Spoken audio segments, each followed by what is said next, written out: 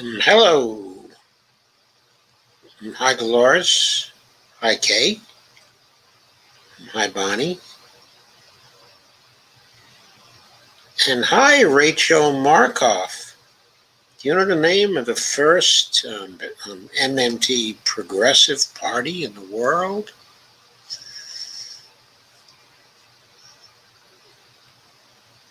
No, Rachel. I'm afraid that I don't. But I would appreciate your telling me what the name of the first MMT progressive party in the world is.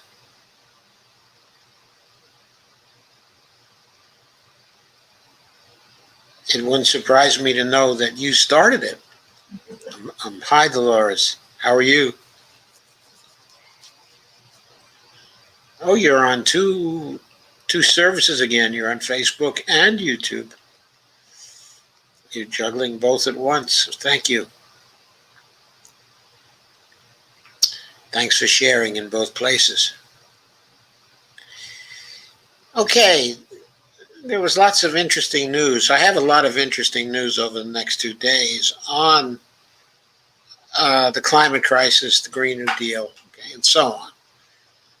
So what I basically did is I decided to segregate the generalized articles about the climate and progress and failures, okay, things like that, things that are not directly related to the administration and its activities.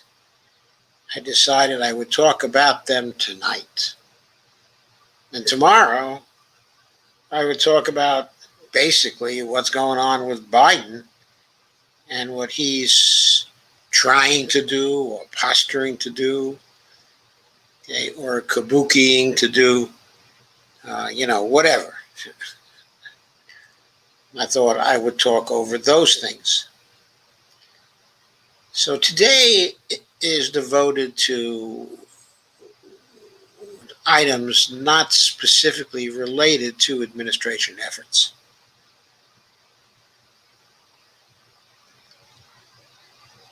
So, let's start by sharing a piece by Bill McKibben, who I'm sure is known to all of you because of his position in the environmental and climate movement. Here's a picture of a wind farm, and the caption under the photo is, because its costs continue to slide with every quarter, solar energy will be cheaper than fossil fuels almost everywhere on the planet by the decade's end. That is very good news. I wish it would happen even sooner, though, like maybe next year. Anyway, Bill McKibben wrote this piece for the New Yorker on April 29th, and it's called Renewable Energy is Suddenly Startlingly Cheap.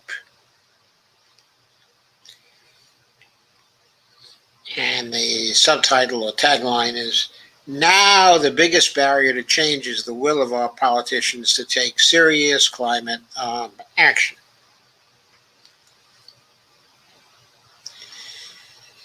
Anyway, Bill starts and says, Earth Week has come and gone, leaving behind an ankle-deep and green-tinted drift of reports, press releases, and earnest promises from CEOs and premiers alike that they are planning to become part of the solution. Which immediately makes you think, I guess until now they've been part of the problem. There were contingent signs of real possibility if some of the heads of state whom John Kerry called on to make Zoom speeches appeared a little strained. At least they appeared. Scott Morrison, the Prime Minister of Australia, the most carbon-emitting developed nation per capita, struggled to make his technology work. But if you want real hope, the best place to look may be a little noted report from the London-based think tank Carbon Tracker Initiative, titled, quote, "The sky's the limit," unquote. It begins by declaring that, quote, "solar wind potential is far higher than that of fossil fuels and can meet global energy demand many times over," unquote. Taken by itself, that's not a very bold claim. Scientists have long noted that the sun directs more energy to the earth in 1 hour than humans use in a year. But until very recently, it was too expensive to capture that power.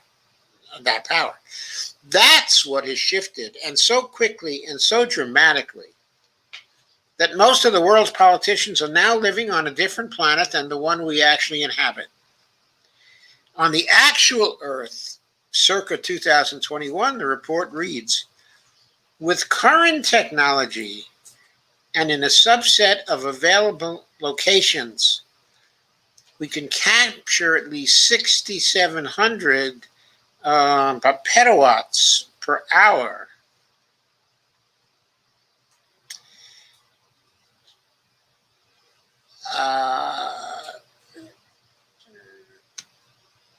I guess it says petawatts per hour PA, which is petawatts per hour per year, from solar and wind, which is more than 100 times global energy demand. And this will not require covering the globe with solar arrays. Quote, "The land required for solar panels alone to provide all global energy is 450,000 square kilometers, 0.3% of the global land area of 149 million square kilometers. That is less than the land required for fossil fuels today, which in the US alone is 126,000 square kilometers, 1.3% of the country." Bill says, "These are the kinds of numbers that reshape your understanding of the future." I thought that was very, very striking to point that out. It kind of gave me something to think about, that we could provide all the global energy we need on 0.3% of the global land area. That is amazing. We haven't yet fully grasped this potential because it's happened so fast. In 2015, 0% of solar's technical potential was economically viable. Did he say that? 0% was economically viable. The small number of solar panels that existed at that time had to be heavily subsidized. But the prices for solar energy have collapsed so fast over the past 3 years, in spite of Donald Trump, that 60% of that potential is already economically viable. And because costs continue to slide with every quarter, solar energy will be cheaper than fossil fuels almost everywhere on the planet by the decade's end. It's a delicious historical irony that this evolution took place entirely by coincidence during the administration of Donald Trump, even as he ranted about how solar wasn't, quote, strong enough, unquote, and was, quote, very, very expensive, unquote. The Carbon Tracker report, co-written by Kingsmill Bond, that's a real British name, isn't it, is full of fascinating points, including how renewable energy is the biggest gift of all for some of the poorest nations, including in Africa, where solar potential outweighs current energy use by a factor of more than 1,000. Only a few countries, Singapore, Japan, Korea, Taiwan, and a handful of European countries, are stretched in their ability to rely on the renewables because they both use a lot of energy and have little unoccupied land. Uh, Now, that may be, but at least with respect to Taiwan and Japan, they certainly must have a considerable wind and water potential. But to harness, okay, and for Taiwan, certainly power from waves could be harnessed, I would think. And a handful of European countries are stretched in their ability to rely on the renewables because they both use a lot of energy and have little unoccupied land. In these terms, Germany is in the third worst position, and the fact that it is nonetheless one of the world's leaders in renewable energy should be a powerful signal. If the Germans can find solutions, quote, then so can everyone else, quote. Clearly, those few nations are going to be importing some renewable energy. A more far-sighted Australian Prime Minister would be figuring out how to send ships full of solar-generated hydrogen to Japan, not how to continue shipping coal to China. And in fact, the world's largest solar farm is set to end up in the Australian outback, connected by at least 2 thick undersea cables to Singapore. It's going to make things a lot easier for Singapore.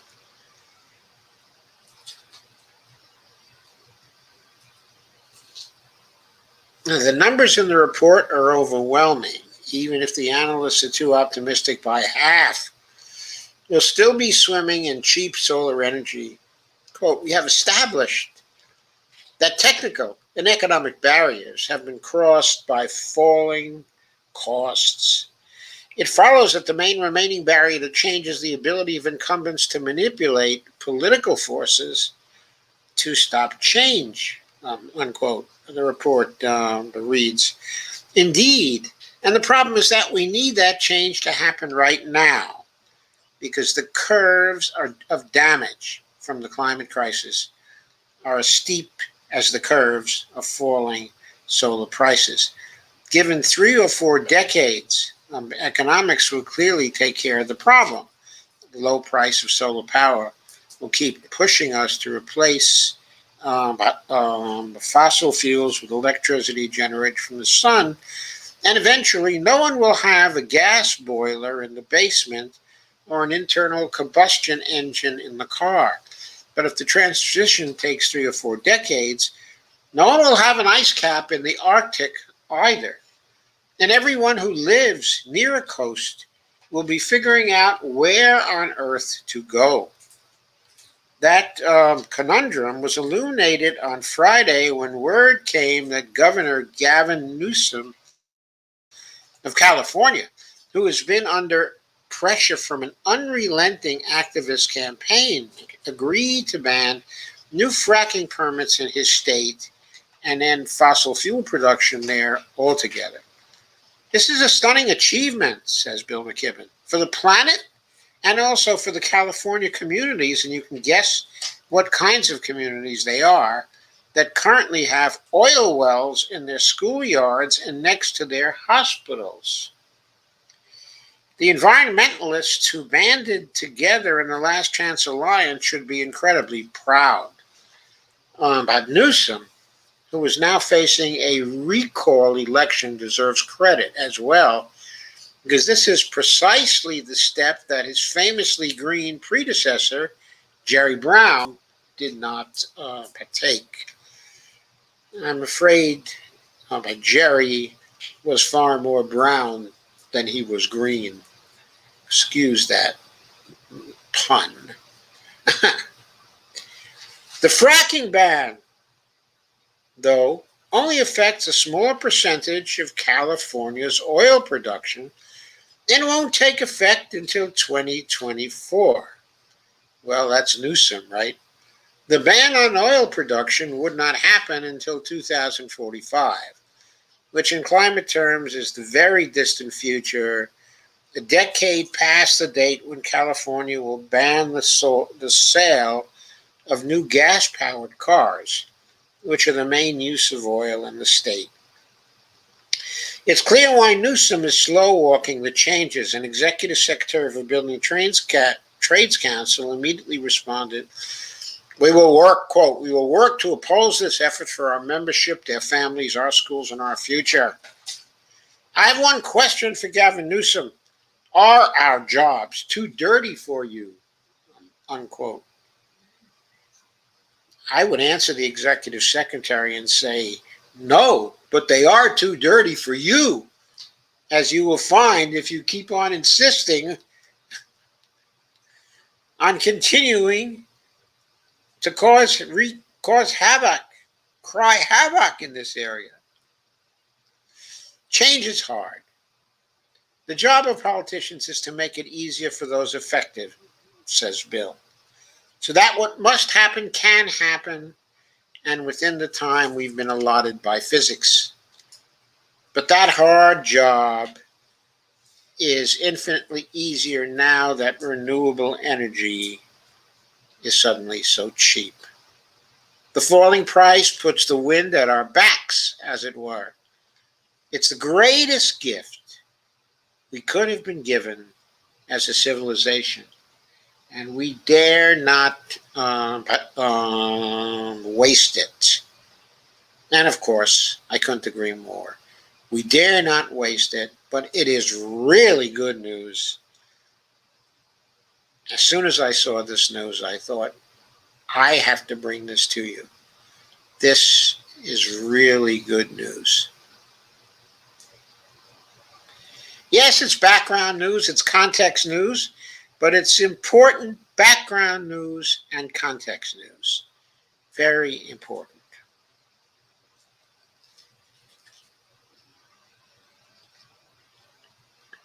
Now we come to some news that perhaps is illuminating in another respect. At least I found it extremely illuminating.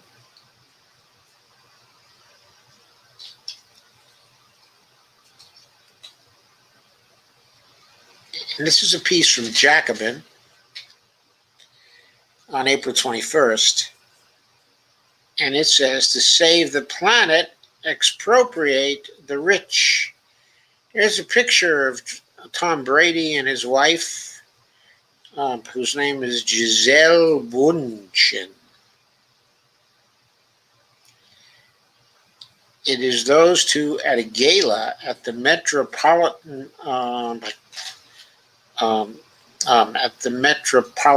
Museum of Art in New York City in 2018. This piece is by Lisa Featherstone. The title of it is To Save the Planet, Expropriate the Rich.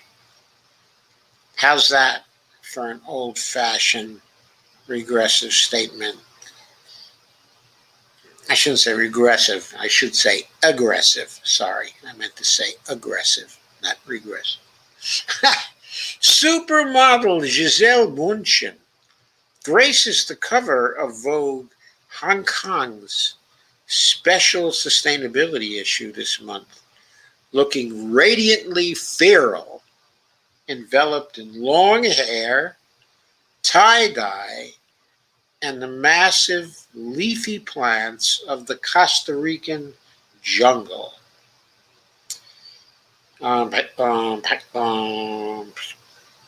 She is one of the most famous environmental influencers on Earth.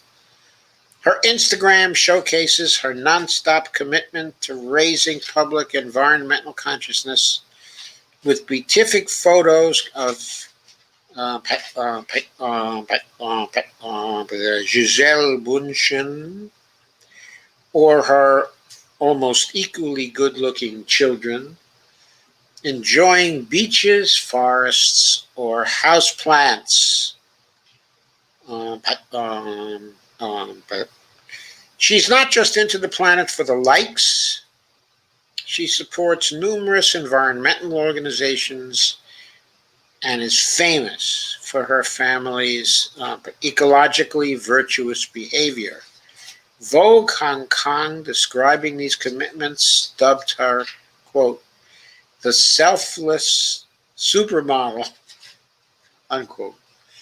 She and her husband, legendary quarterback Tom Brady, compost and keep bees. One of their sons even eschews birthday presents out of concern for ocean plastic pollution. Yet, by any measure, despite Instagram paeans to hashtag biodiversity, the Bunchen/Brady household is far less, quote, sustainable than just about any random household in Kansas or Queens. With a net worth of $540 million, that's even more than Nancy Pelosi, folks. The Bunchen Brady family is part of the climate problem, not an inspiring aspirational model of eco-friendliness. The United Nations 2020 emissions gap, quote unquote, report found the emissions of the richest 1% of the global population are greater than those of the entire bottom 50% combined. Wow, that's really some statistic. In fact, the UN found that while the bottom 50% could actually increase its consumption by several 100% without affecting human civilization's chances of reaching the Paris Agreement's targets for reducing emissions, the top 1% urgently needed to reduce its carbon footprint by 30%. As noted in a recent report by University of Sussex researchers for the Cambridge Sustainability Commission, the climate movement's emphasis on the contribution of household consumption to climate change often neglects to specify whose consumption we should be most concerned about. As in many other matters, the rich are the problem. The Sussex researchers cite another 2020 study on the growth in global emissions from 1990 to 2015, which found that the richest 10% of the planet was responsible for nearly half that growth, which the richest 5% responsible for more than a third. By contrast, the carbon impact of the world's poor was, quote, practically negligible, unquote.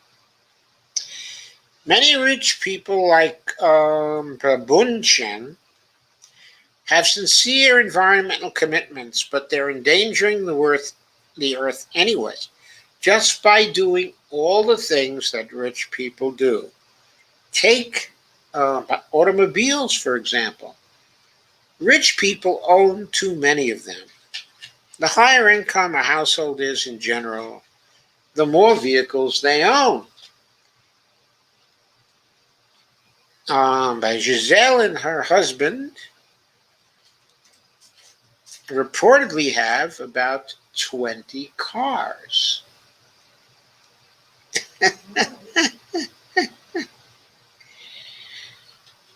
Okay, another ecological catastrophe of wealth begins by literally at home. Unless you own or operate a fossil fuel company, heating and cooling your home is probably the most carbon intensive thing you do. The bigger the home, the more homes you have, the worse your environmental impact. Rich people's homes are too big, and they own too many of them. In the case of Bunchen and Brady, they've lived in many spectacularly large homes, always several at a time, Here are some of their more massive dwellings. Their 12,000 square foot mansion in Brookline, Massachusetts, which had a yoga studio and a wine cellar, sold for $32.5 million. After renting Derek Jeter's much bigger mansion in and where was that? In St. Petersburg, Florida. They bought a $17 million property on Miami's Indian Creek Island near Jared Kushner and Ivanka Trump. At present, they also have condos in Tribeca and Big Sky, Montana. As well, there's no quick way to travel between the Bunch and Brady estates, but without abusing the earth further. Air travel is a huge culprit in carbon emissions. Here again, the problem is wealth. In any given year, COVID or no, most people never get on a plane, while the world's wealthiest inhabitants take the vast majority of flights. While the private jets of the super rich, I represent only just a small fraction of those flights, they emit 20 times more carbon dioxide than commercial planes. When rich people get creative about transportation, the results are even worse. A super yacht with a helicopter pad, pools, and submarines is by some estimates, the most environmentally horrific asset a person can own. One reason such data are needed is that many people assume that living a greener lifestyle, quote unquote, is luxury, and fawning media over the eco commitments of celebrities like Gisele Bundchen contribute to this misconception. We look at the price of organic vegetables or the cost of installing geothermal floors and conclude that lowering our household's carbon footprint must be, to borrow Catherine Liu's compelling phrase, a form of, quote, virtue or hoarding, unquote, which is available only to the privileged classes. We might assume that money would liberate people to pursue more earth-friendly habits, springing for that Tesla or that recycled cotton designer outfit, instead of driving your gas guzzler to Walmart to stock up on disposable plastic crap. Actually, research shows just the opposite. The environmental toll of all your cheap crap doesn't compare to that of the private jet you might buy if you were a billionaire. Having too much money, even if you're a gorgeous earth mama like by Gisele Bundchen, causes wasteful consumption. And please remember, the author of this article is a woman, Lisa Featherstone. Some, including the Sussex researchers, as otherwise useful as their findings are, present this as a problem of messaging.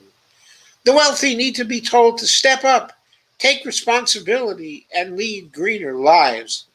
If you're part of the global 1% and reading this right now, yes, please do that. But the planet will not be saved by this kind of pleading and voluntarism. The simple and better solution is to deprive the wealthy of the means of pollution by taking away their money. To save the future, we must tax, expropriate, or abolish the rich. I think I see someone here who is unalterably opposed to billionaires. And I in no way disagree with that particular sentiment. I'm Bernie Sanders all the way when it comes to billionaires. So that's not such good news that the very rich, which we're not doing very well at abolishing, uh, they sure a big problem in themselves.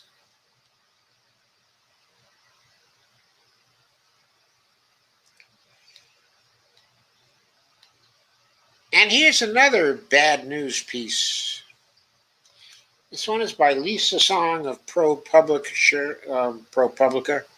and James Temple of the MIT Technology the Review. This was published on April 29th, 2021, and I caught up with it in reader-supported news. And there's a picture of a California forest. Very nice looking California forest. And the title of the article is "The Climate Solution Actually is Adding Millions of Tons of CO2 into the atmosphere." And the introductory paragraph says, new research shows California's climate policy created up to 39 million carbon credits that aren't achieving real carbon savings, but companies can buy these forest offsets to justify polluting more anyway. Along the coast of Northern California near the Oregon border, the cool, moist air off the Pacific sustains a strip of temperate rainforests. Soaring redwoods and Douglas firs dominate these thick, wet woodlands, creating a canopy hundreds of feet high. But if you travel inland, the mix of trees gradually shifts. Beyond the crest of the Klamath Mountains, you descend into an evergreen medley of sugar pines, incense cedars, and still more Douglas firs. As you continue into the Cascade Range, you pass through sparser forests dominated by ponderosa pines.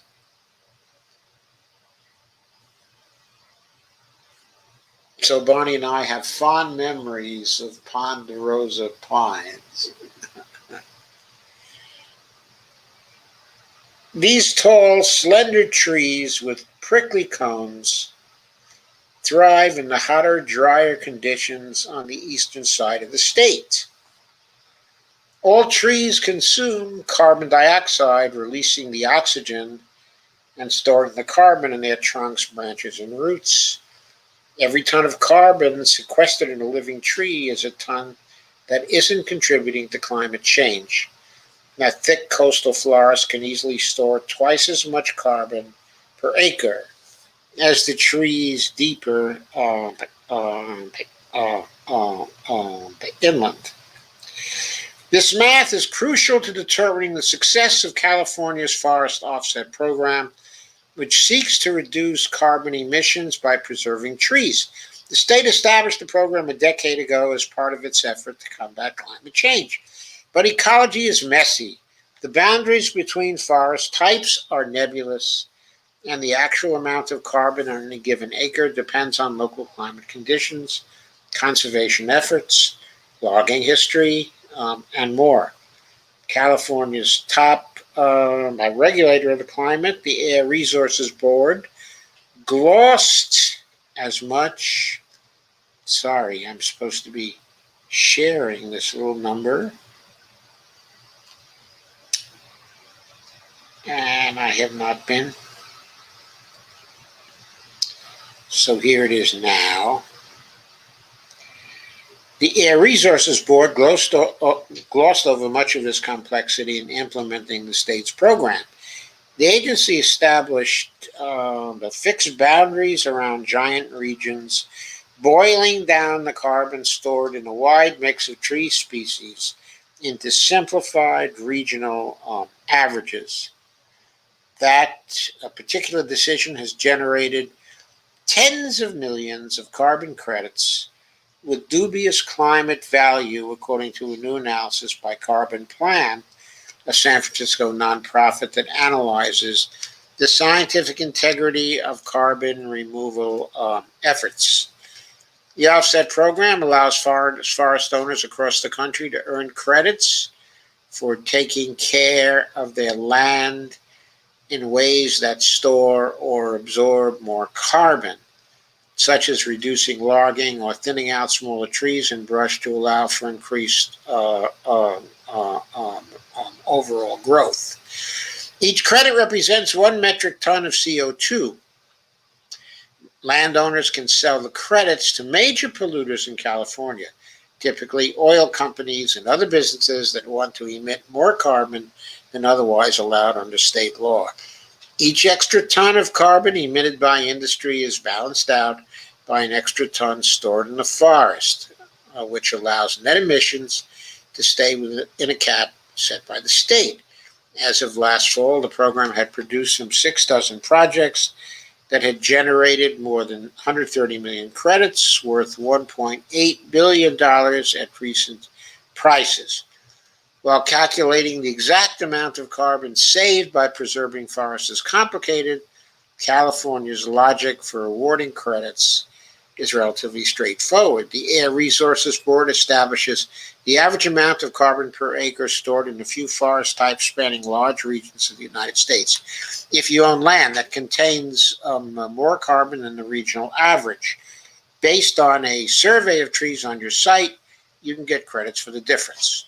For example, if your land holds the equivalent of 100 tons of CO2 per acre and the regional average is 40 tons, you can earn credits for saving 60 tons per acre. This story will refer to each ton of CO2 equivalent as a ton of carbon. I'm sorry? Where are you getting the credit from?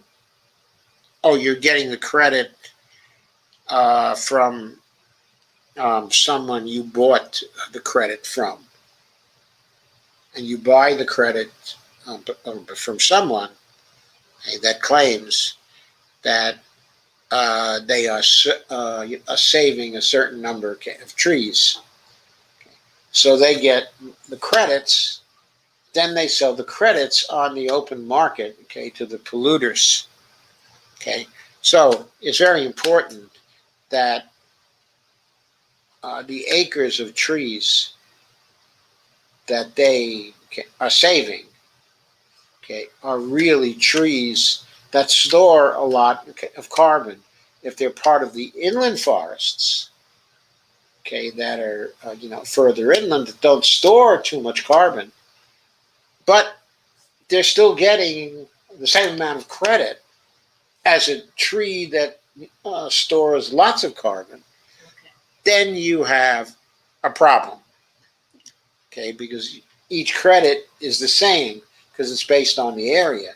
It's not based on the kind of trees and the capacity of those trees to actually store the carbon. So that's what's happening. It's getting distorted.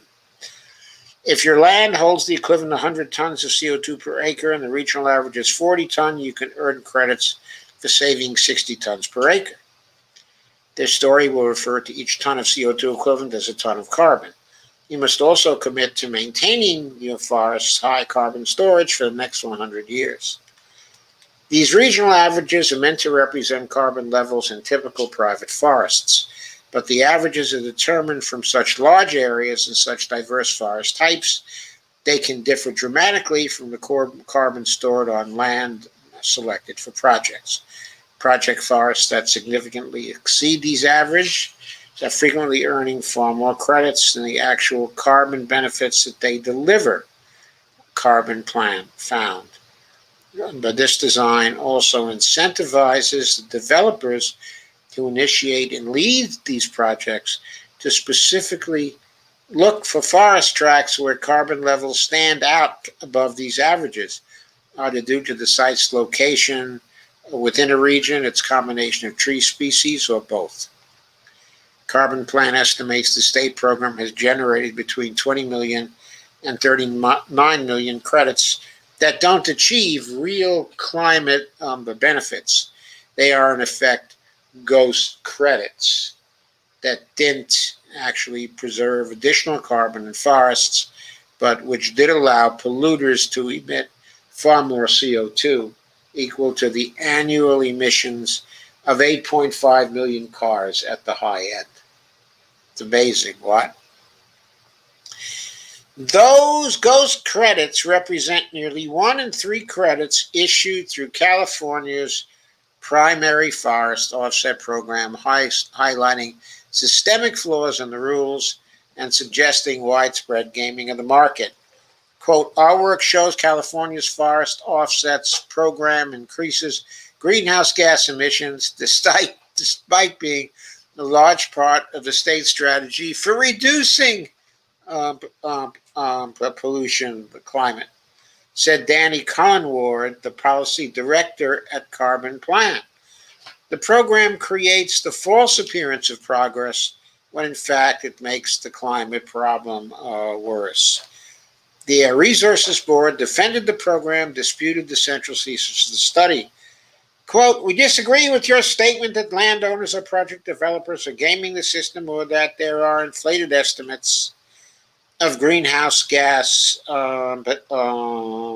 reductions, said Dave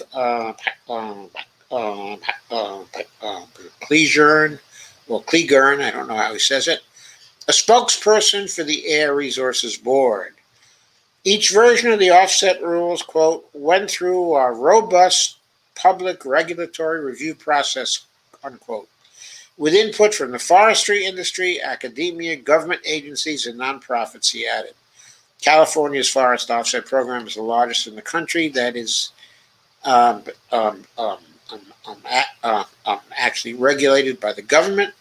Other forest offset programs are voluntary, allowing businesses or individuals to purchase credits to shrink their environmental footprint. Carbon Plan study comes days after the Washington state legislature, moved a cap and trade bill with an offset program to the governor's desk for approval. Oregon has also debated in recent months establishing a carbon market program that would emulate California's policy. So fine, this terrible example of California is now going to be duplicated in other states, making the climate problem even worse. In Washington, D.C., the Biden administration has signaled growing interest in harnessing forests and soil to draw down CO2. Businesses, too, increasingly plan to rely heavily on trees to offset their emissions in lieu of the harder task of cutting corporate pollution. Forest offsets have been criticized for a variety of problems, including the risk that the carbon reductions will be short-lived, that carbon savings will be wiped out by increased logging elsewhere, that the projects of preserving forests never in jeopardy of being chopped down, producing credits that don't reflect real-world changes in carbon levels. The Carbon Plan's analysis highlights a different issue, one interlinked with these other problems. Even if everything else about the project were perfect, developers would still be able to undermine the program by exploiting regional averages. Every time a polluter uses a credit that didn't actually save a ton of carbon, the total amount of emissions goes up. Far from addressing climate change, California's forest offsets appear to be adding tens of millions of tons of CO2 into the atmosphere on balance, undermining progress on the state's long-term emissions goals. Quote, when you strip away all the jargon, you're left with a faulty set of assumptions that leave the door wide open to issuing meaningless offset credits, said Grayson Badgley, a postdoctoral fellow at Black Rock Forest and Columbia University and the lead researcher on the study. Okay, I'm not going to go through the rest of this. You are getting the point, I'm sure. It's a government project that was not sufficiently adequately planned, and that really has to be redesigned, okay, and redone on a different basis. So that's a piece, okay, of bad news to give you. So next, I have for you a post I should have done some time ago. This is by Noam Chomsky and by Chomsky, okay, and Robert Pollan. They're getting interviewed, and their message is that the Green New Deal is essential for human survival. This is an interview by C.J. Polychroniou for Truth Out.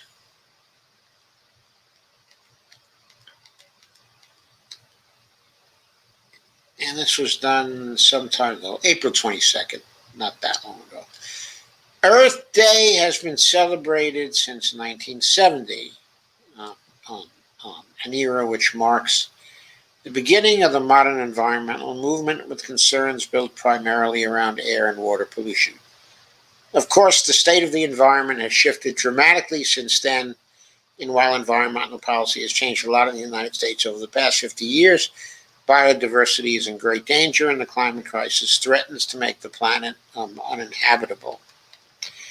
On the 51st anniversary of Earth Day, boy, how many years we've wasted, haven't we? All those years wasted that we could have been solving this problem. On the 51st anniversary of Earth Day, world-renowned scholar and public intellectual Noam Chomsky, Institute Professor Emeritus at MIT and Laureate Professor of Linguistics, and also the Agnes Nelms-Horry Chair in the Agnes Nelms-Horry Program in Environment and Social Justice at the University of Arizona, and leading progressive economist Robert Pollan, who's Distinguished Professor of Economics, co-director of the Political Economy Research Institute at the University of Massachusetts, at Amherst, share their thoughts on the state of the planet Earth in this exclusive interview for Truth Out. C.J. Polychroniou asks, the theme of Earth Day 2021, which first took place in 1970 with the emergence of environmental consciousness in the U.S. during the late 1960s, is, quote, restore our Earth, unquote. Noam, how would you assess the rate of progress to save the environment since the first Earth Day? Noam Chomsky replies in his usual dour way, there is some progress, but by no means enough, almost anywhere. Evidence, unfortunately, abounds. The drift toward disaster proceeds on its inexorable course more rapidly than rise in general awareness of the severity of the crisis. To pick an example of the drift towards disaster, almost at random, from the scientific literature, a study that appeared a few days ago reports that, quote,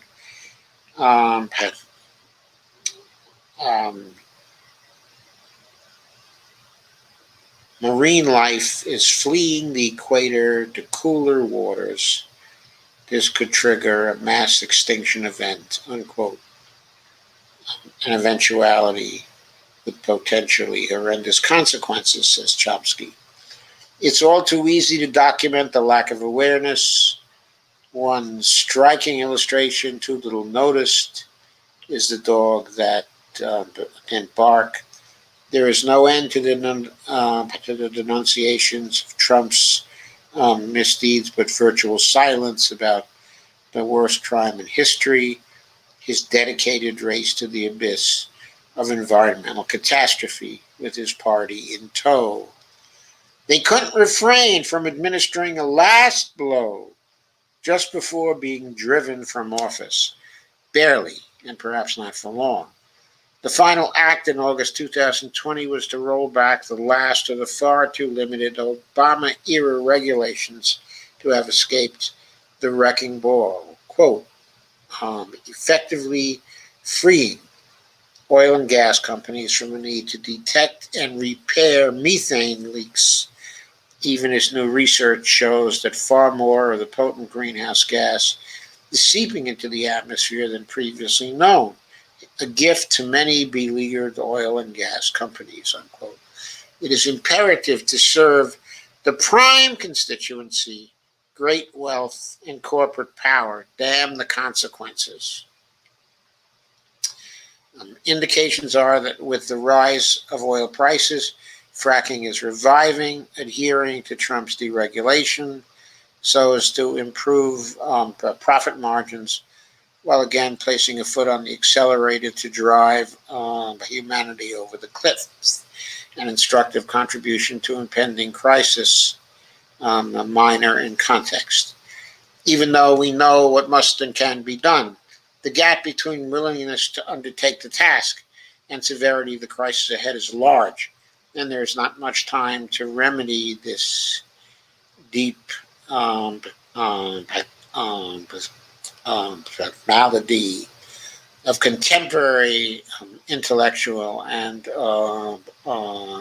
moral culture. Like the other urgent problems we face today, heating the planet knows no boundaries. The phrase, quote, internationalism or extinction, unquote, is not hyperbole. There have been international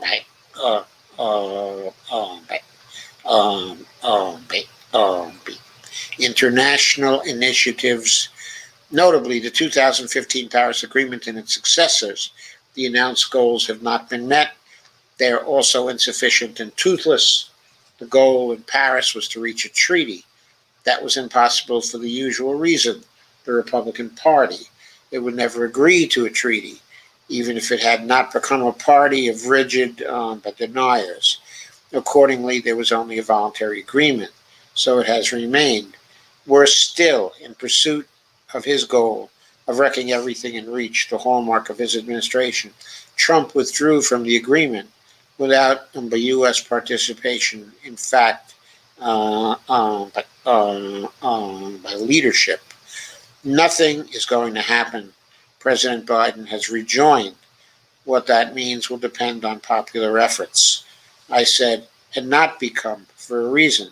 The Republican Party was not always dedicated rigidly to destruction of organized life on Earth. Apologies for telling the truth and for not mincing words.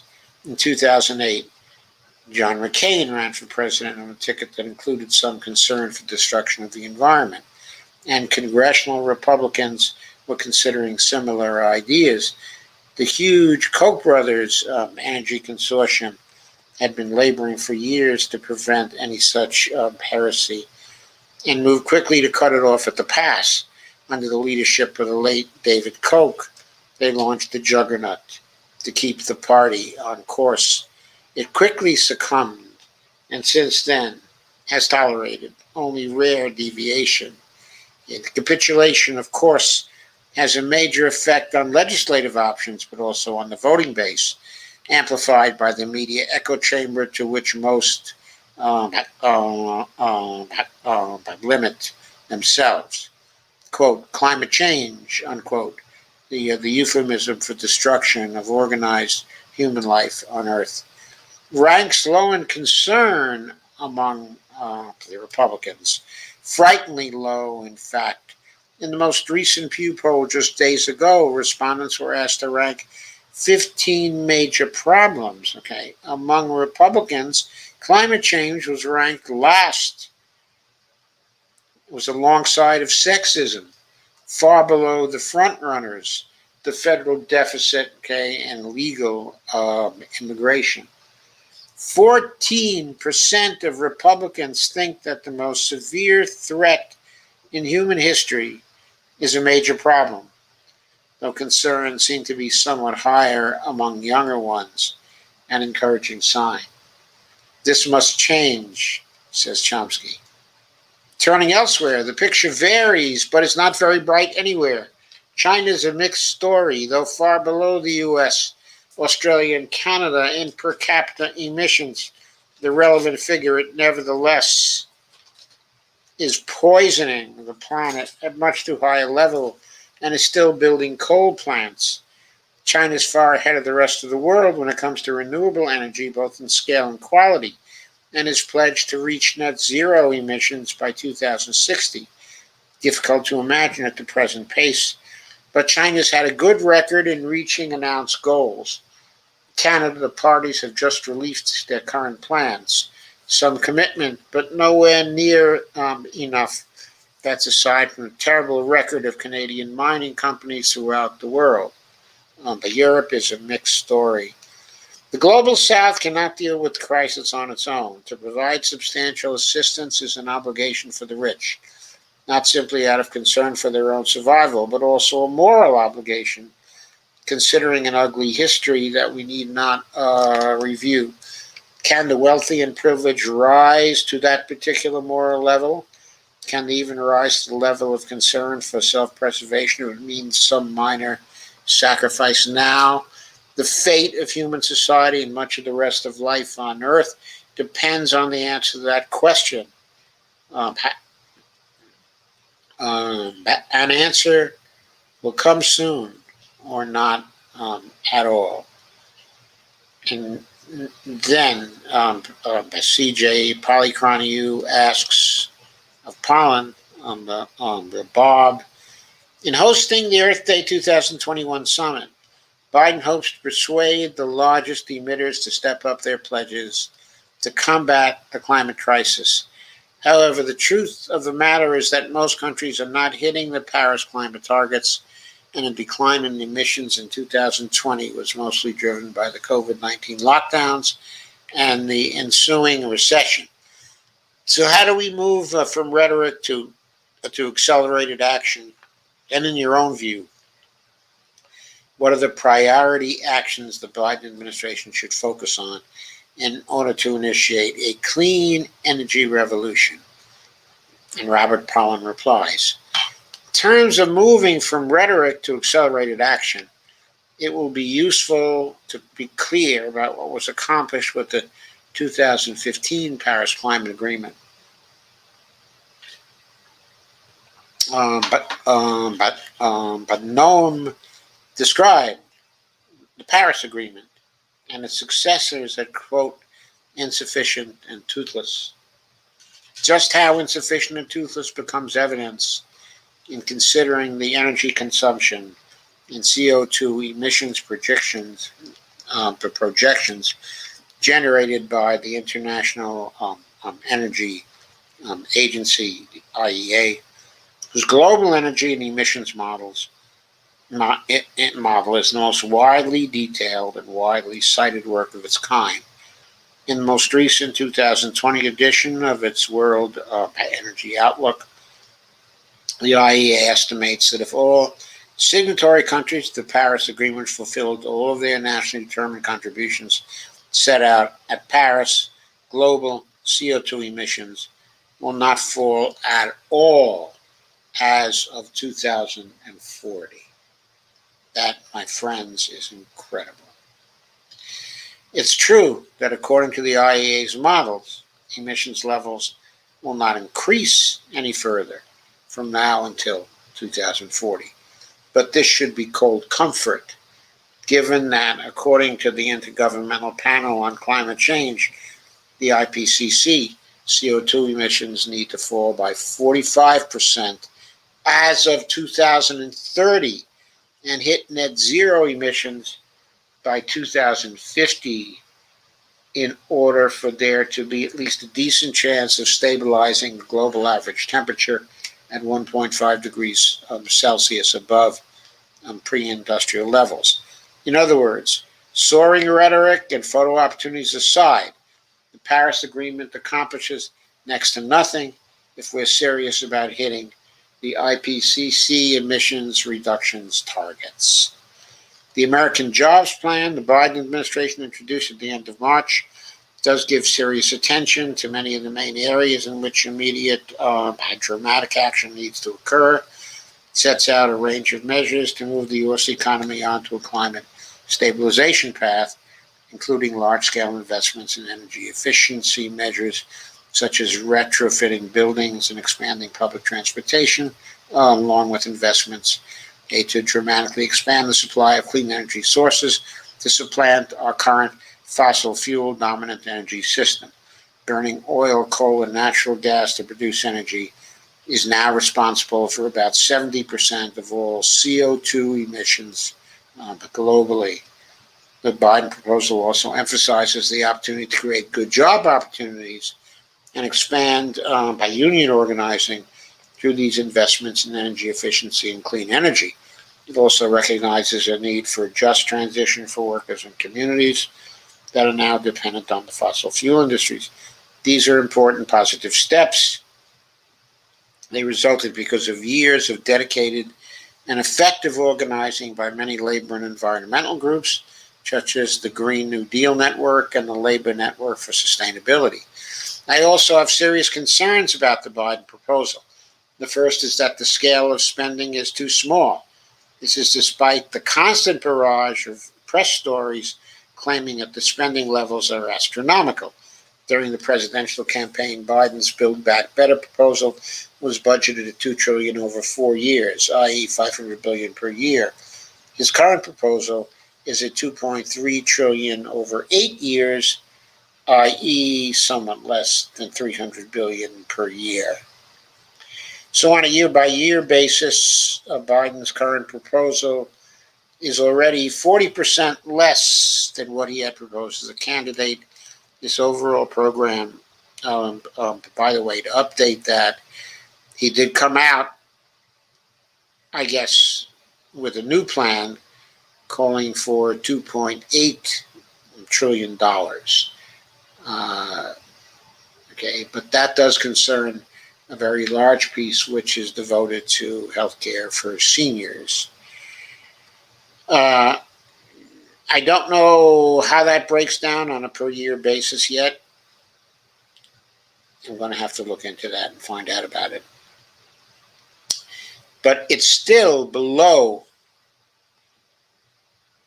the $500 billion per year.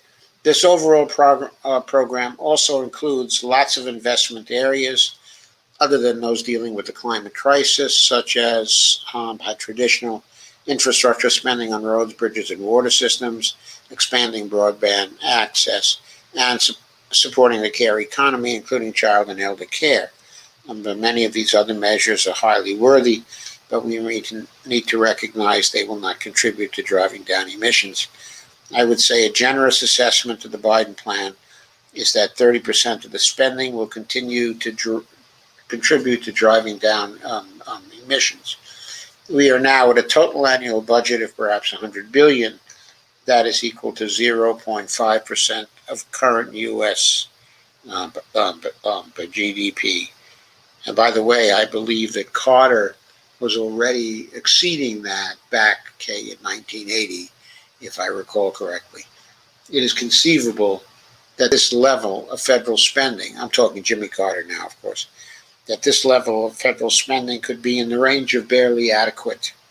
But that would be only if state and local governments, and even more so private investors, including small-scale cooperatives and community-owned enterprises, commit major resources to clean energy investments.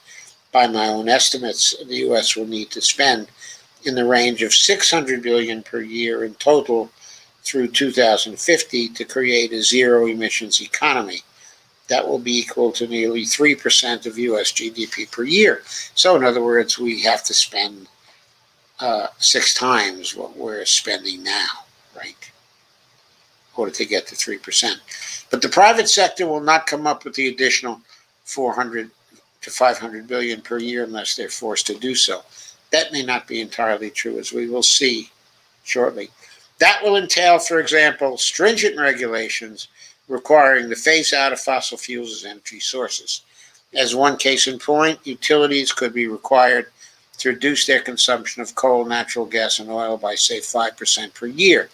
Their CEOs would then be held responsible if they fail to meet that particular requirement. I wonder what that means, holding them responsible. In my view, if they don't achieve those targets, they should get a prison sentence. That's how they should be held responsible. Personal responsibility is the way to enforce that. At the same time, the Federal Reserve can easily leverage federal spending programs by establishing green bond purchasing programs at scale, such as in the range of $300 billion per year to finance clean energy investments by both state and local governments as well as private investors. Right now, a significant number of green bond programs do already exist at state and local government levels, including through green banks. These are all worthy, but are operating at too small a scale compared to the need. Beyond all this, those of us living in high-income countries need to commit to paying for most of the clean energy transformations in low-income countries. Its need to be recognized as a minimal ethical requirement, since high-income countries are almost entirely responsible for having created the climate crisis in the first place. In addition, even if we don't care about such ethical matters, it is simply a fact that unless the low-income countries also undergo clean energy transformations, there will be no way to achieve a zero-emissions global economy, and therefore no solution to the climate crisis in the U.S., Europe, or anywhere else. The Biden proposal to date includes nothing about supporting climate programs in developing economies. This must change. Then C.J. Polychroniou asked the following question of Noam Chomsky. Noam, when surveying reactions to whatever environmental gains have been made over the past 50 years, one observes a rather unsurprising pattern, which is namely that the right assigns virtually all credit to businessmen to capitalism, while the left to environmental activists, and contends that the only hope for a greener tomorrow mandates the rejection of the capitalist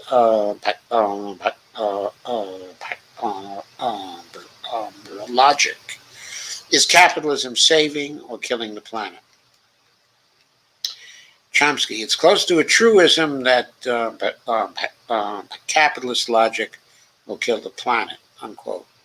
That's one of the many reasons why business has always rejected the suicidal doctrines that are piously preached.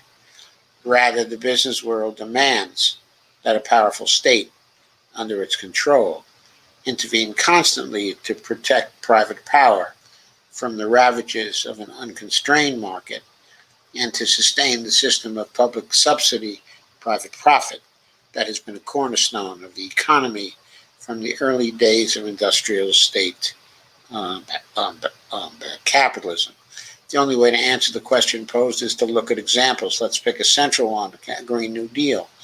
In one or another program or another form, such a program is essential for survival. A few years ago, the idea was ignored, or ridiculed. Now it is at least on the legislative agenda. How did the transition occur? Overwhelmingly, thanks to wide-ranging activism taking many forms, culminating the occupation of congressional offices by activists of the Sunrise Movement. They received support from representatives swept into office on the Sanders wave of popular activism. Notably, Alexandria Ocasio-Cortez, joined by senior Senator Ed Markey, who had long been concerned with environmental issues. There's a long way to go from legislative agenda to implementation. I'm under the impression that Ed Markey is actually the junior senator having gotten to the Senate sometime after Elizabeth Warren actually got there. But anyway, there's a long way to go from legislative agenda to implementation, but we can be confident that steady and dedicated activism will be a prime factor in carrying the project forward. To be concrete, in pressing Biden's program, itself a product of sustained activism toward the kinds of policies necessary to reach those goals as net zero emissions by mid-century, the example breaks new ground. It is, in fact, the norm. The protestations of the right are, however, not without any merit, given the right structure of benefits and threats. Private capital driven by profit and market share can be enlisted in pursuing the goal of species survival. That covers contingencies ranging from incentives to invest in solar power to imposing what the private sector calls reputational risks, quote unquote, the polite term for the fear that the peasants, but that the peasants are coming with the pitchforks. There is an impact. We see it in the current rage for ESG investment, environmental and social factors in corporate government, all, of course, in service of the bottom line. We also see it in the solemn pledges of corporate executives and business groups to reverse their self-serving course of recent years and to become responsible citizens dedicated to the common good, okay, to become what used to be called, quote, soulful corporations, unquote, in an earlier phase of this recurrent performance, which may on occasion have an element of sincerity, though always subject to institutional constraints. Such impacts of popular activism should not be dismissed, while always regarded with due caution. They may induce the search for private gain to veer in a constructive direction, though far too slowly and only in limited ways.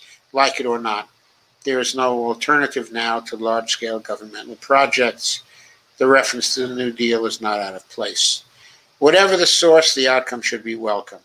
It's of no slight importance when more than 300 corporate leaders are asking the Biden administration to nearly double the emission reduction targets set by the Obama administration, unquote, including big boys like Google, McDonald's, and Walmart. The choice is not popular activism or managerial decisions, but both. However, a little reflection on timescales and on the urgency of the crisis suffices to show the critical problems must be addressed within the framework of existing state capitalist institutions. These can and should be radically changed. At the very least, serious moves should be made to escape the grip of predatory financial capital and the rentier economy that impedes the right mixture of growth/degrowth. Growth is in what is needed, like renewable energy, efficient mass transportation, education, health research, and development, and much more degrowth where imperative, as in fossil fuel production. But overall, substantial social change, however important for decent survival, is a long-term project. And then a question goes to Bob Holland. Bob, certain studies seem to indicate the climate crisis won't be stopped even if we reduced greenhouse gas emissions to zero. I'm compelled, therefore, to ask you this. Is the climate crisis a race we can actually win? Bob Holland says, I am not a climate scientist, so I'm not qualified to answer the question at the first, most critical level of climate science itself, but I can at least comment on some related points. First, we do know what the IPCC has said about what is needed to have a reasonable chance at climate stabilization.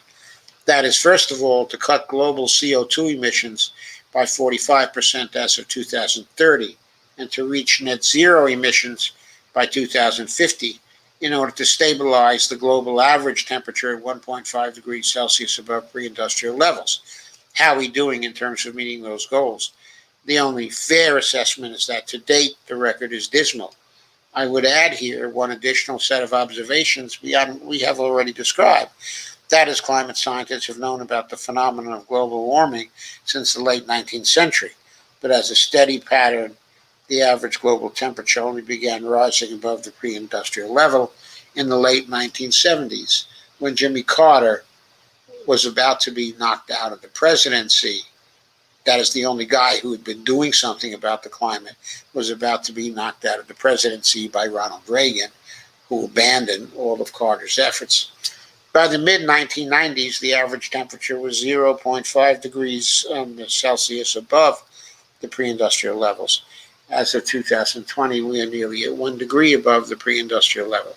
If we follow the pattern of 20 years, we will therefore breach the 1.5 degrees threshold by roughly 2040. What happens if we do breach it?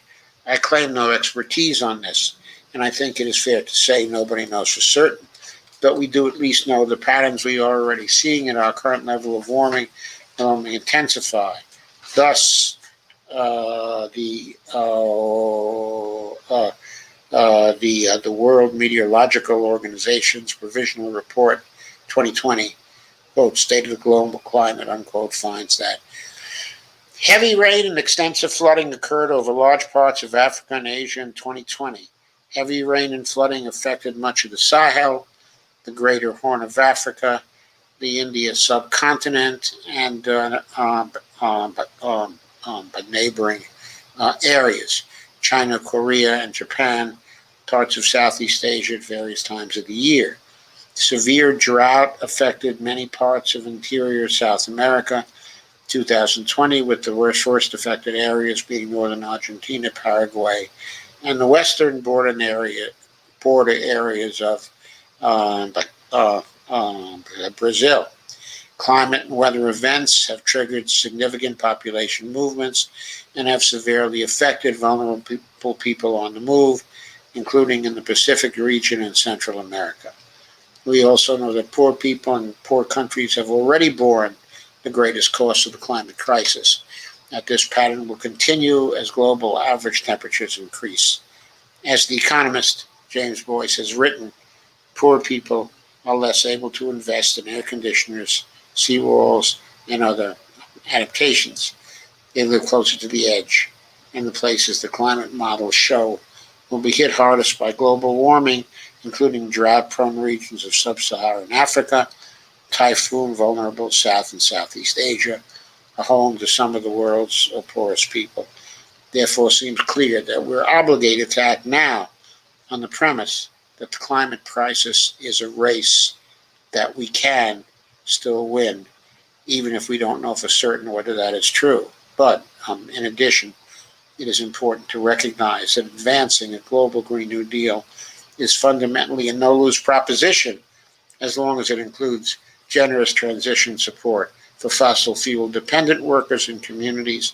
This is because the global clean energy transformation will be a major source of job creation in all regions of the world, as well as creating a viable path to building a zero-emissions global economy.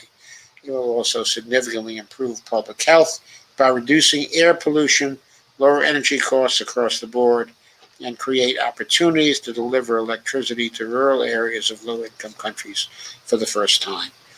All of these impacts will also help to break the grip that neoliberalism has maintained over the global economy over the past 40 years. If we do end up building a viable clean energy system through a global Green New Deal, will therefore also succeed in advancing democracy and egalitarianism.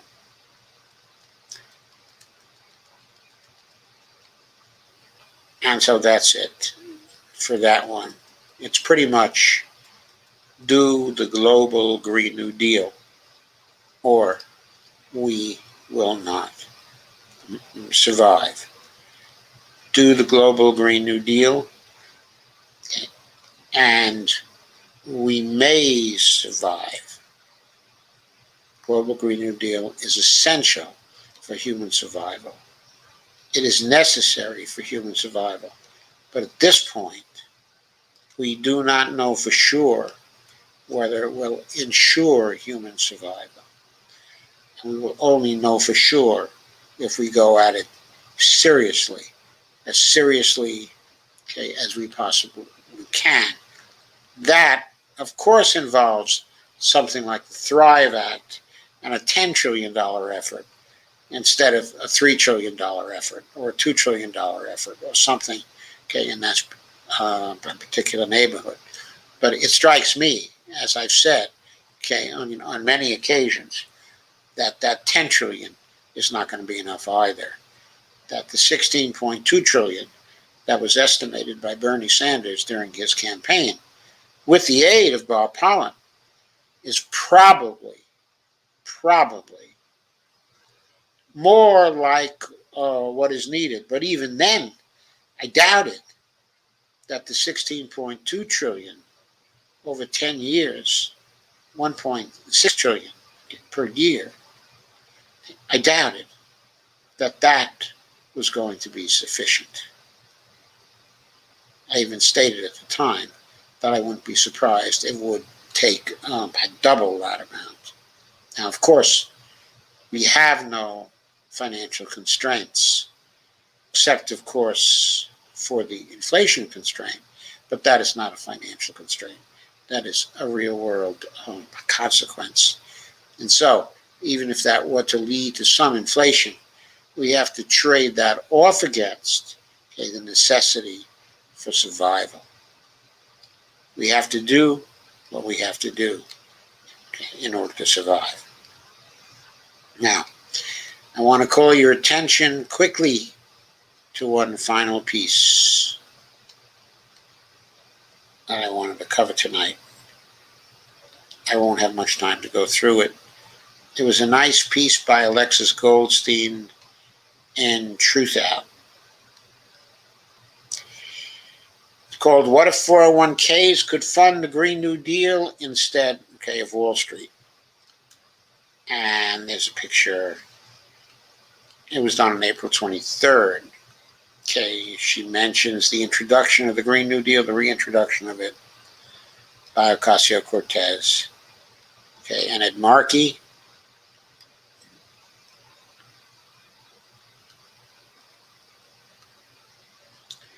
Now, this was the Green New Deal for housing, I think. No, they introduced the Green New Deal. One crucial arm of it is the Green New Deal for public housing, which is actually a bill, okay, they introduced. Meanwhile, the largest Wall Street players continue to do well in a still struggling, okay, economy. She goes on to discuss the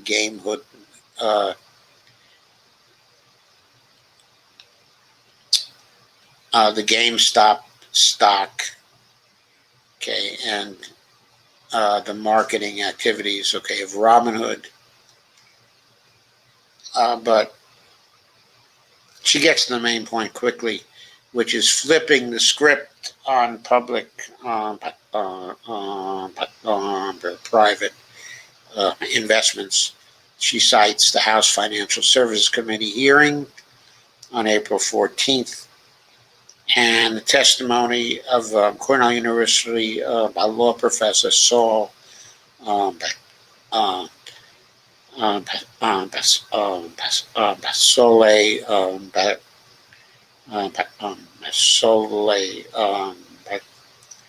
think her name is Omarova, okay, who called for a national investment authority that could fund public projects, large and small, but also provide a way for the public to invest their money without having to rely, okay, on Wall Street.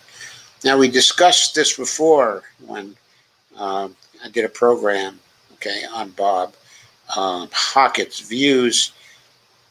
He's the collaborator, okay, of Saul Omarova, and I believe the National Investment Authority was actually his idea at first. It certainly is a joint proposal, okay, the two of them, however, and it's one of the things he talked about, okay, in that interview. Going on, today, major Wall Street players act as a middleman on nearly every kind of investment. They take fees every step of the way, and so on and so forth. But it could create a national investment authority. There would be a new asset class that would let savers invest purely in public projects. That's what flips the script. Whether that be the Green New Deal, high-speed rail, or other projects to benefit the entire company, entire country.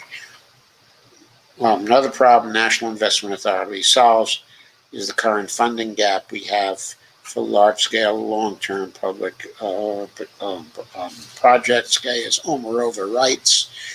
The current approach to infrastructure funding in the United States is to, quote, allow private markets to decide which projects are worthy of funding, but Wall Street is generally uninterested in investing in projects that may take more than a lifetime to create profits, let alone a few years.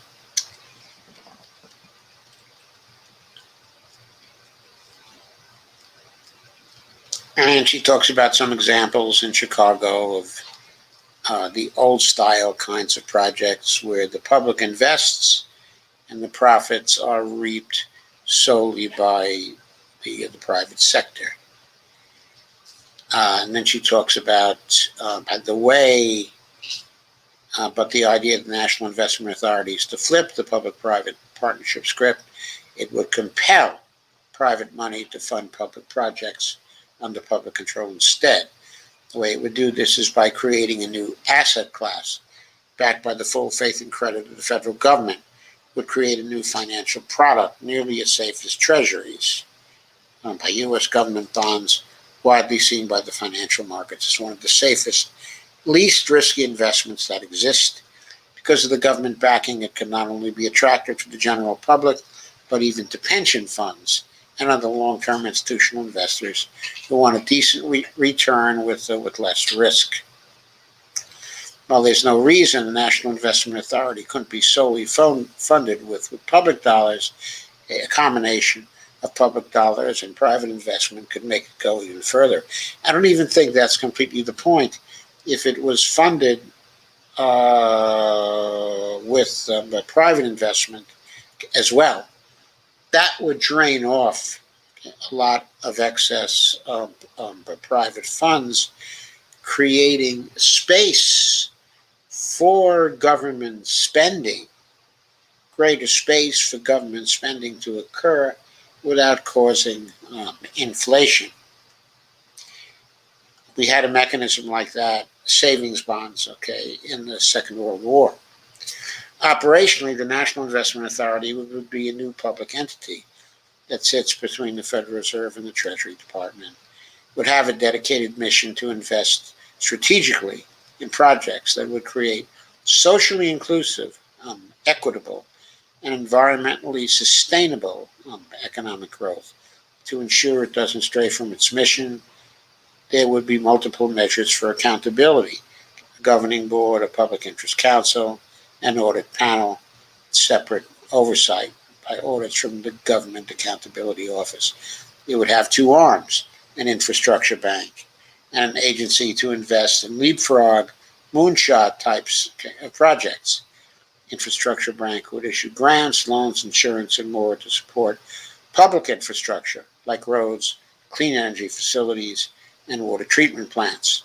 The other arm would be an asset manager with a portfolio of equity investments and environmentally safe, socially beneficial, long-term projects. And she refers to precedent here in the United States for that, calls it a modernized version, calls the NIA, National Investment Authority, a modernized version of a New Deal era program called the Reconstruction Finance Corporation, first created by President Hoover. Franklin D. Roosevelt grew it and used it to help the country out of the Depression. The Reconstruction Finance Corporation funded projects big and small, and at the time its investments were larger than those of all of Wall Street combined. Institutions like the SBA and Fannie Mae and Freddie Mac are still surviving subsidiaries of the Reconstruction Finance Corporation. And so she goes on with that.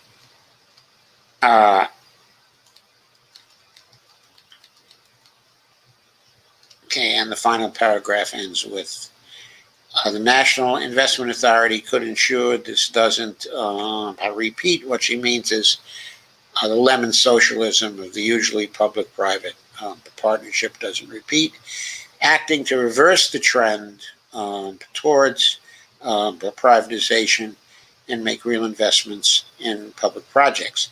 It's an idea that's popular. A majority of voters, 54%, support the idea, according to polling by the Justice Collaborative. Combined with the president's push for the infrastructure bill and the reintroduction of the Green New Deal, the moment seems right for transformational public investments. And so that's it. There's more good news here. I think the National Investment Authority is very good news. Okay. I think, though, the best news is that from a technical point of view, we can do the Green New Deal. We can completely get off, of fossil fuels. Now it's a matter of really political will, governmental will,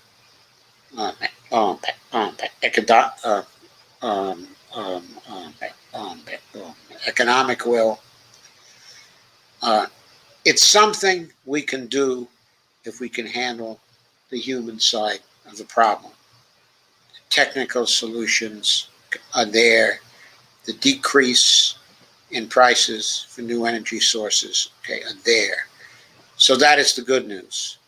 The bad news is in relation to the lack of progress we've made so far and the continued attempts of extremely large businesses to avoid their responsibility. So that's where we are. I'm going to now move to consider your comments. And then tomorrow I will go far more deeply into the issues of what's going on in the Biden administration. And Rachel Markoff says the name of the first MNT Progressive Party in the world is, quote, Bulgaria of Labor and Reason, unquote, established in February 2019.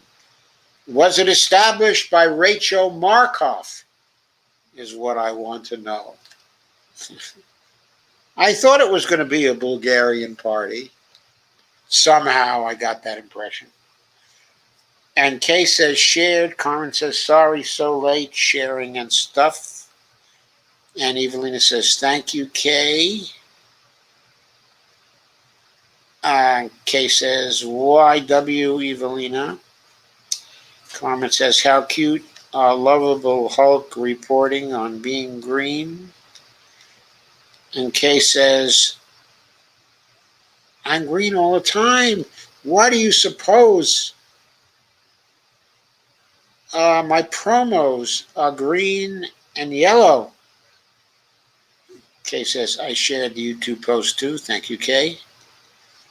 And Carmen says, Brady is a MAGA. Hard to believe that he's ecologically astute. Evelina says, I agree with that statement. Really, does anyone ask, whose household consumption are we talking about? Kay says, must be nice to go to live in all those places. I surely won't know.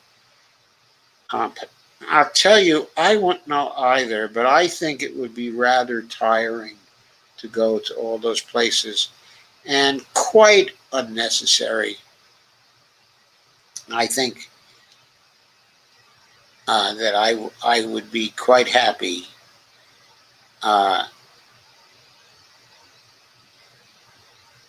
with one sizable apartment.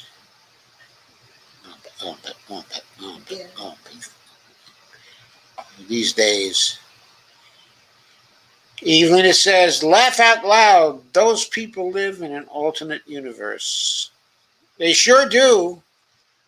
And it's not a universe of any kind of scarcity. But of course, there is scarcity. There's real scarcity. And that's the problem. There's scarcity when it comes to healthy environment and impending climate destruction. Kay says, they sure do, Evelina. Okay, Evelina says, they should go to Mars and stay there, laugh out loud. Kay says, good idea. All they're going to do is pollute Mars, right? Mars already has problems. And Carmen says, and Mars has to be terraformed. How are we going to do that? Carmen says, billionaires are like Catholic saints of the market's God. Gregory says, sorry, I'm late to the party. I was in a meeting. Thank you for coming, Greg. And Carmen says, Georgia has some beautiful pines as well. But are they ponderosa pines? Greg says, yes, we do. There's plenty of them in my front yard. Carmen says, I love the sound of the wind blowing through the pines when I visit there. Evelina says, glitches, trees keep burning down in these forest fires. Evelina says, forest. Kay says, exactly, Evelina. Greg says, they also have forestry programs that credit landowners who replant trees on their property after logging. Tom says, that's great. I wonder how the lumber shortage is affecting that pine tree resource there. Yeah, they replace the trees, but it takes so many years for the trees to grow that it takes a long time for them to make a measurable impact on the climate. And by that time, we're all dead anyway. Evelina says, too many loopholes in California plan. Kate says, California's a mess in many ways. Gregory says, stands of trees with bug infestations do need to be cut and replanted along with thinning trees that aren't desirable and have various diseases. Carmen says, Gallagher says to Marjorie Green, quote, shut your seditious but QAnon-loving mouth, unquote, after she calls the Democratic Party the party within, laugh out loud. Talk about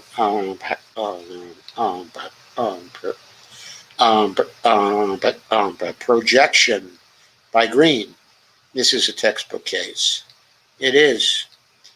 Okay. Of course, the Republicans are always projecting. That was Karl Rove's favorite tactic. Too many rich people in any state brings corruption, says Kay. I think there are too many rich people in every state right now, Kay, don't you? And Greg says, I want Green to stay in office and do her national tour with Matt Gaetz. Let's keep them where they are. It'll help our cause even more. Carmen says, I've actually hugged trees before. It feels phenomenal. But by the way, if you do keep them where they are, you have to ensure that they can no longer bring any people into the capital. Carmen says, I see your point. Let them hang themselves with their own rope, so to speak. Actually hoist them by their own petards. And Greg says, exactly, we want them to remain where they are and be painted as the face of the GOP. And Kevin Guyatt says, globally planned, regionally organized, and locally executed planetary actions, hashtag general strike. Steve Gonzalez says, sorry I'm late, just listened to Generation Stephen D. Grumbine interview. Isn't that somewhat old now? I thought I saw that about a week and a half ago. And Kay says, hi, Steve. And Carmen says, I saw a post that some workers of Dollar General have started to strike. Interesting. Even it says indifference to the climate is especially evident um, in nations with by right-wing governments. These seem to be growing in Europe, okay, and elsewhere in nations. Steve Gonza says, DG is my one-stop COVID shop. Carmen says, what's a COVID shop? It's around the corner where I've been going since COVID started. Carmen says, elderly with underlying conditions to receive a Pfizer booster. That's probably a good thing. Carmen says, Steve Gonzo, yeah, saves the day. Evelina says, Europe might be a little ahead, seemingly, but the extreme right is also looking to wage war, and I don't mean against carbon emissions. Evelina says, in Europe, that is. Kay says, the GOP made the deficit, and now they want to bitch about it. Shaking my head, but some things never change. Well, in making the deficit, they may have done more for the economy than the Democrats did with all of their constant returns towards austerity since the Carter administration. Steve Gonzo says, anyone seeing any MSM coverage on the biggest oil spill in history? Was the biggest oil spill in history in South Carolina? Because I see an SC there. And by the way, the Amazon rainforest is now a net polluter due to cows and deforestation. Oh, that is awful news. In case of South Carolina, Steve Gonzo says, Steve says, I think so, maybe West Virginia. There's also logging for exotic woods. We need to ask who buys it. Kay says, haven't heard a thing. MSM only covers politics these days, no real news. Steve Gonzo, my bad. Colonial Pipeline in North Carolina. Where in North Carolina? Steve says, I blame not knowing on the MSM. Yep. Evelina puts two exclamation points. But do you know where in North Carolina, Steve Gonzo? I read that solar power traps carbon in the air, okay, as well. Oh, that's interesting. I didn't know that. In August of 2020, two teams found what is the largest oil spill in U.S. history in North Carolina. Trump, Colonial North Carolina, and the rest of the GOP who knew conspired to keep it quiet from the U.S. people. Steve Gonzo says the Amazon in Brazil has flipped and now emits more carbon pollution than it sinks. Wow, that goes right through the center of the state. Shake my head. The water in my fave home state is all screwed between PFAS and this.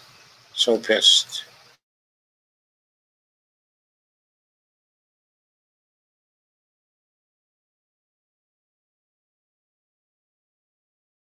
Of my stream right now. I just had a disruption. Evelyn says Argentina recently inaugurated aqueduct in the Chaco region, which is semi-arid. Okay, a good thing. In the north, Evelyn says. Carmen says, I saw a meme that said, it is too late to plant trees to reverse global warming. Probably is.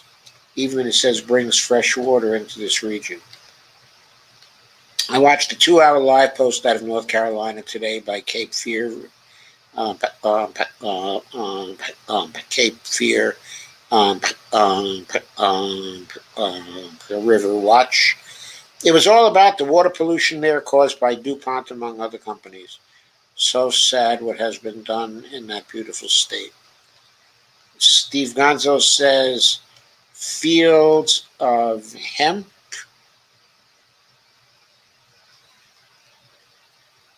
The perfect carbon sink. And Steve leaves a link to that. Yes, I've been reading a lot about hemp too. Kay says, love to move back there someday, but where to go? Shake my head. Carmen says, hi, Bonnie. I heard you in the background. Carmen asks, is hemp fire resistant? Steve Gonzo says, Max asks for SNL ideas. Marianne replied something like, use your Mars dollars to end poverty, save the environment. Yes, hemp is a fire retardant used for housing construction. And Carmenina says, thank you, Gonzo. Thank you, Steve. Okay. We have done it. We have gone through the comments. I think it's about time I did another stream on hemp. I did it some time ago. But okay, I'm thinking I'm going to have to do something serious on hemp fairly soon, because I believe the truth is there won't be time to grow the trees back in order to get a sink. So at least for transitional purposes, we're going to need to use hemp in lots and lots, of places. And Dolores says, thank you and good night all. Thank you, Dolores. Thank you for coming. Thank you for sharing. Okay, everybody, thank you. Please go to my Patreon account every once in a while and do something. Thank you very much. And Kay says, thank you all for another great discussion. I love you all. We love you too, Kay. I'll be back tomorrow night with something else, this time on the Green New Deal. Good night, all.